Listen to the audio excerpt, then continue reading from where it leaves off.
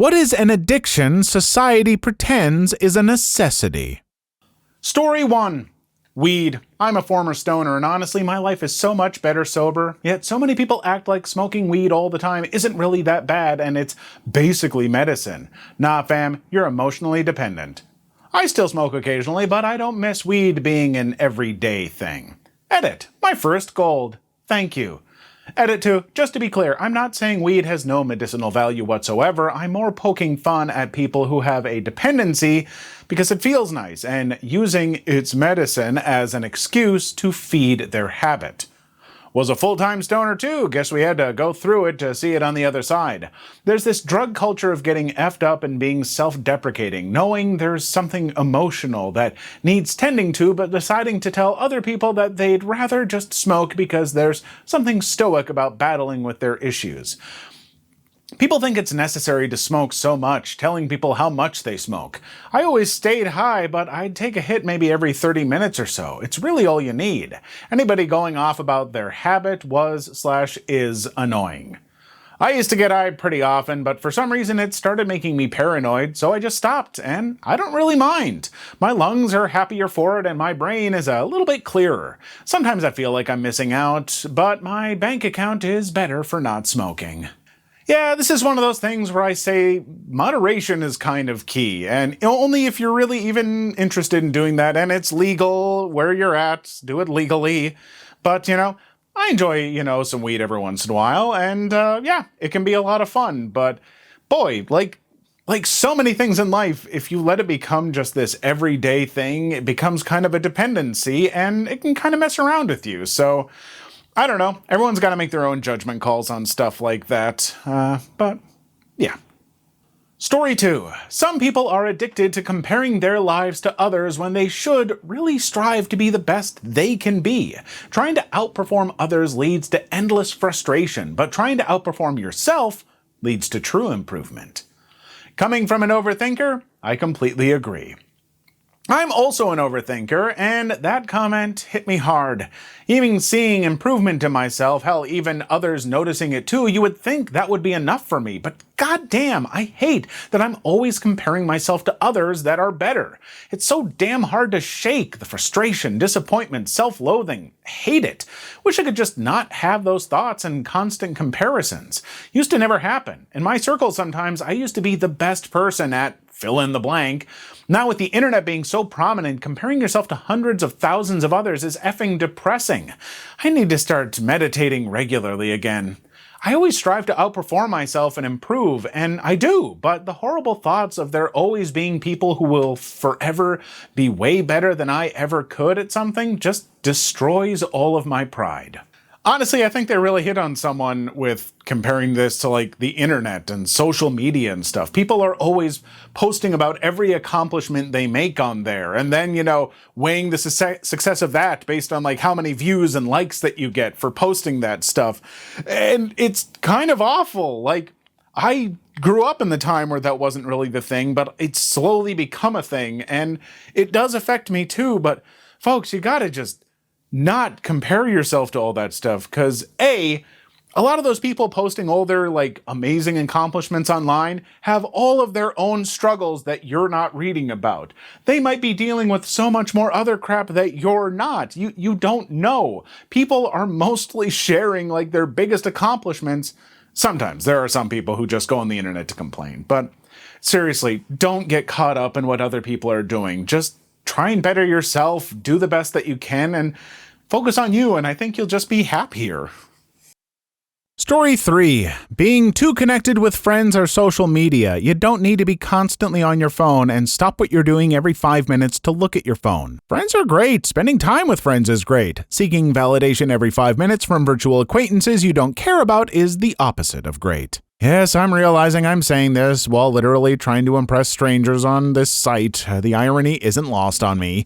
Even so, it's not that social interaction is bad, it's just that the virtual kind is often of such low quality that you'd be happier doing something else. This is what social media has turned into in my family. I'm so upset. I liked 100 pictures of so-and-so's baby, and now that I have a new grandchild, I get no likes back? Why take it out on a little innocent baby? The baby has no idea this is even happening, and please get a life. I said this to my mother. She really needs to get the hell off Facebook. Now. Story 4. Trying to look the best on social media. I don't get it and never will. I went dog sledding yesterday for my birthday. It was a nice zen meditative ride while someone else steered. Dude said he would have some people browsing Instagram while on the sled, not even posting, just browsing. Killed me a little inside since I had just brought a little camera to record it for me, myself, and I to look back on. I didn't even really look at my camera while on, just held it and admired the beauty around me while I hoped there was something being captured for future me. He was obviously speaking with some salty undertones about the social media addicts.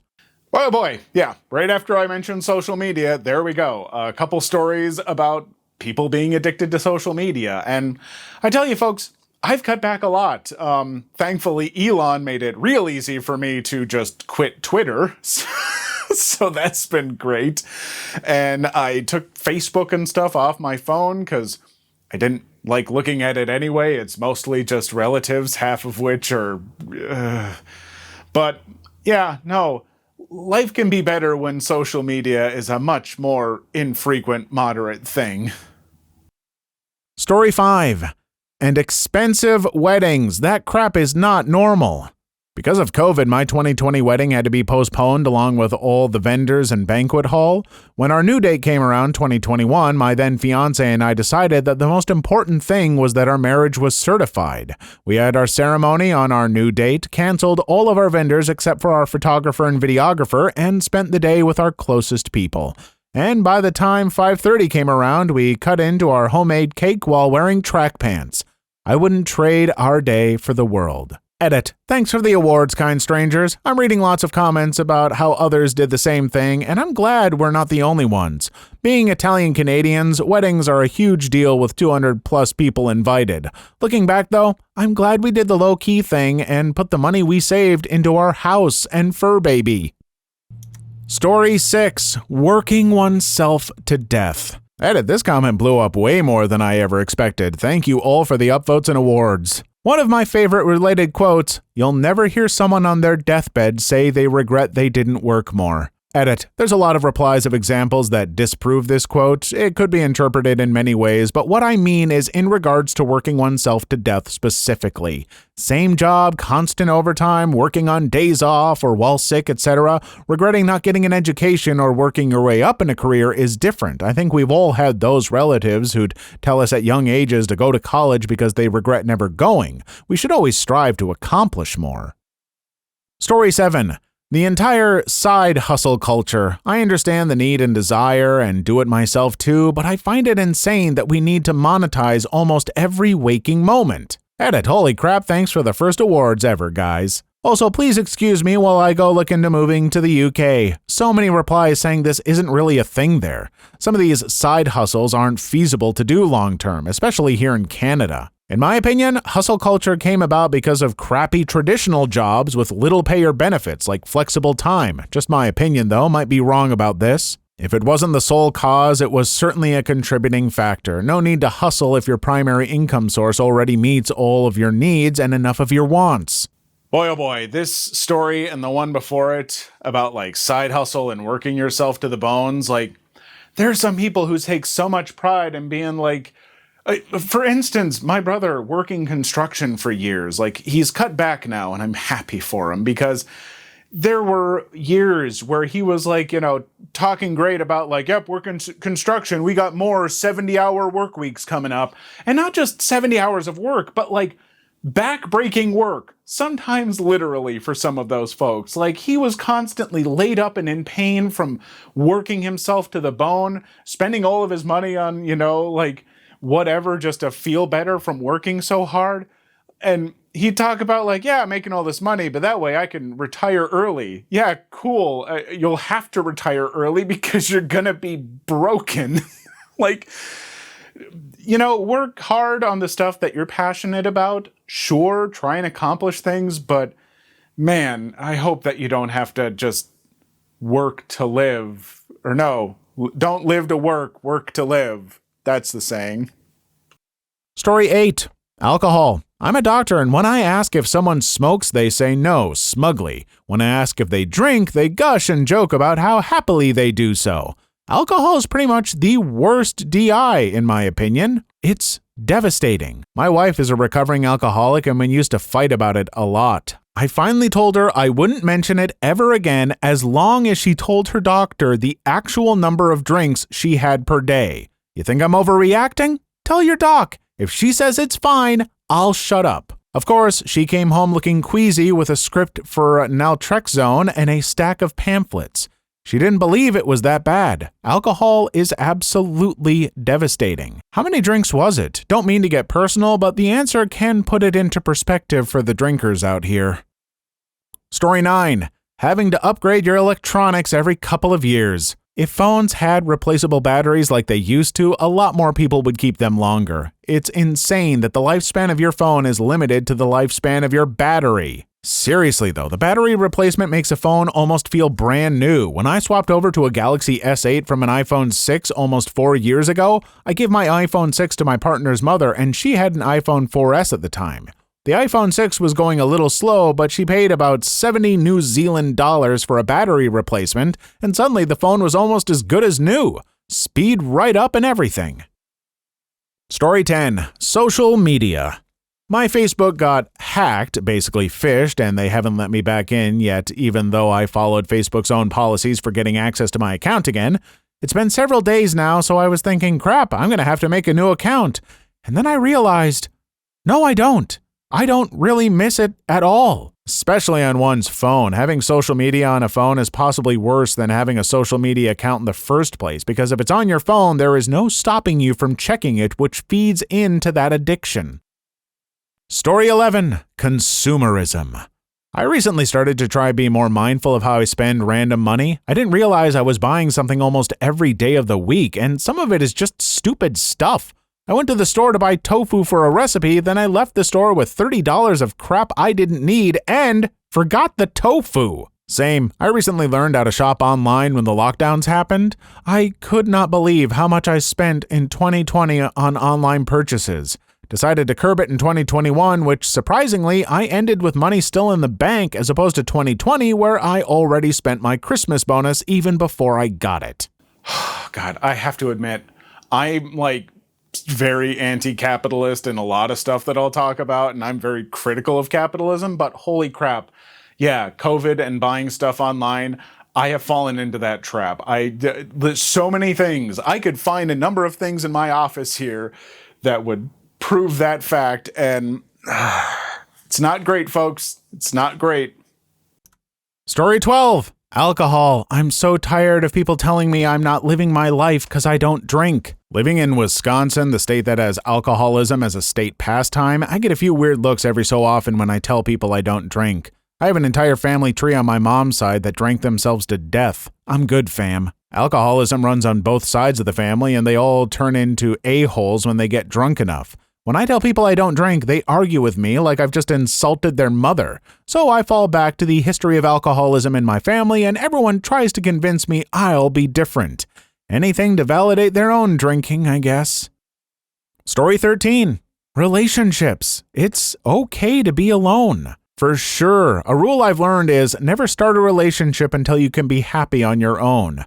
Fear of being alone traps a lot of people in toxic relationships. I used to take myself out for dinner and a movie. I used to buy myself flowers because these things just made me happy. $8 for flowers to brighten your room for a week isn't a bad deal. I'm in a relationship and happy to know I'm there for love, not out of fear. Yep, I used to eat at restaurants alone, and when I told people that, they gave me a weird look. But what's wrong with eating alone? You can take your sweet time and leave whenever you want. Story 14. 24-hour cable news. Anyone else here old enough to remember Paul Harvey? For decades, people heard his voice on the radio and thought of him as the voice of America. He was immensely popular and was constantly courted to write newspaper columns or to have a daily TV show. He maintained that it was difficult, if not impossible, to write interesting content on a daily basis, and it would lead to false content. I can't say that he was wrong. The rest of the story. Yep, Paul Harvey was a genius and sorely missed. I remember a time where the news was a nightly thing for like an hour. And even then, when they're only reporting on like an hour of news a night, they still just had big segments that were nothing stories and everything. Seriously. I mean, granted, that was like, local news was half an hour and then the national news for half an hour, whatever it was. Even with that amount, there was oftentimes not enough interesting news for it to be worthwhile. And so these 24-hour news networks just make up crap. And they just try and, blow things out of proportion and report on tweets and it's madness. And I think it's probably pretty unhealthy. Story 15. Working extra hours for free. The organization will gladly let you work for free, but absolutely shouldn't do it. Source, team leader that protects my team from this. Oh, it's only 15 minutes? I don't mind. I don't care. Put it on your timesheet and I'll authorize it. You worked it, you got paid for it. My previous boss basically said that I have to see it as an investment and that I'll see it back later in some form or another. Never happened. Go figure. Story 16. Sugar. Completely unnoticed. So much sugar in things people just don't expect or check. Thinking of sugar as a drug has helped me enjoy it more responsibly. Isn't it a fact that most low-fat products have a lot more sugar added to it to compensate for the flavor? And just to clarify, this comment is about processed products. Think stuff like low-fat mayo or low-fat snacks.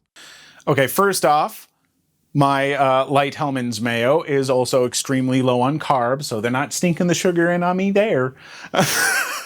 But yeah, no, be careful about what you eat with a lot of processed foods and stuff. They are pumping a lot of sugar into a lot of stuff, especially here in America.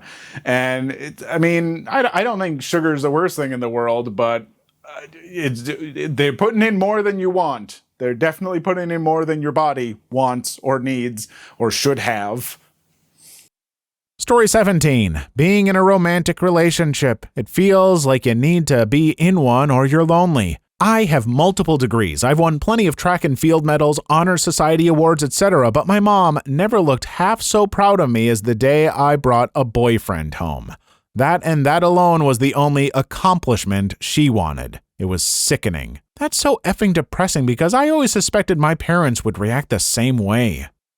Story 18. Working overtime and doing more work than the job description entails. No need to pay overtime if you're salaried, just stay until 9 and cover for the people we had to cut due to COVID. That's the motto where I work. This makes me so angry because this is so close to my life.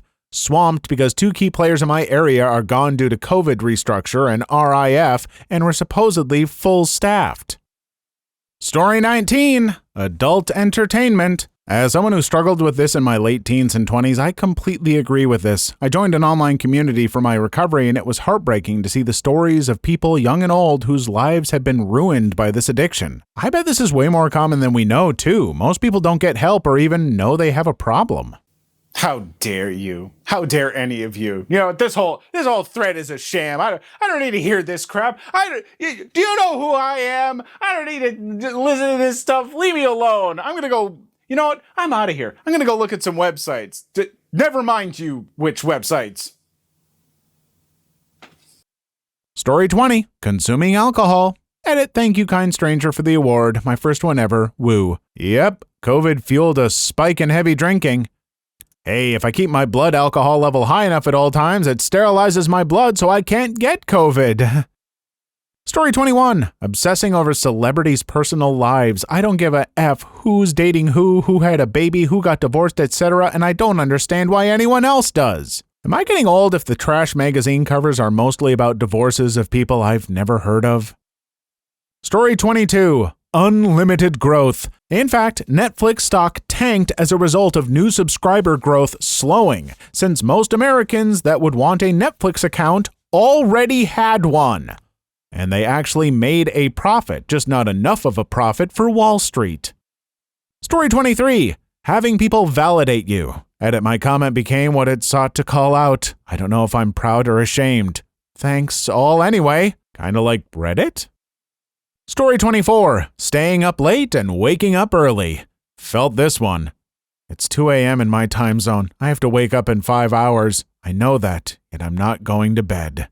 Folks, I did this a lot. There was a period of time where I was the delivery supervisor for a bakery, and I was working Monday, Tuesday, Thursday, Friday, and I'd start around midnight or so and usually work until 10 a.m. to maybe noon.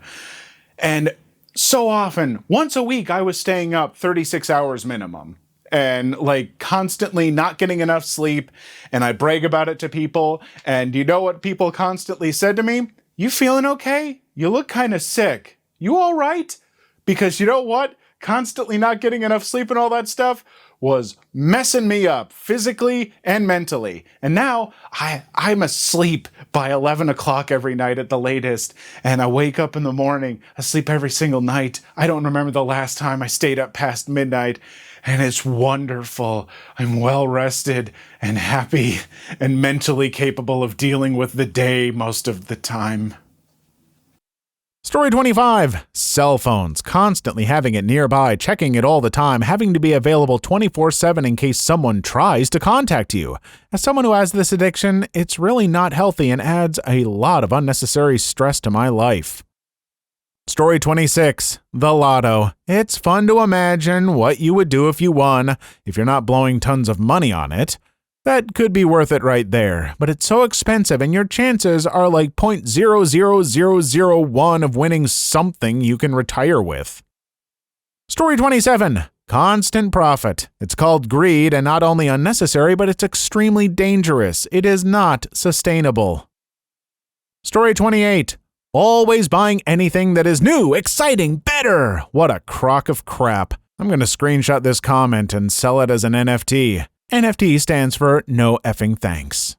I can't keep up with buying new stuff all the time. I don't want to keep up with buying new stuff. Electronics and technology, yeah, it's fun and interesting to have the new shiny thing, but you know what else is fun? Not caring and having more money to, buy pizza with or something. I don't know. Story 29. Caffeine. Sugar. Yes, everything in the US is so sweet. Your bread tastes like cake. Story 30. Being on social media.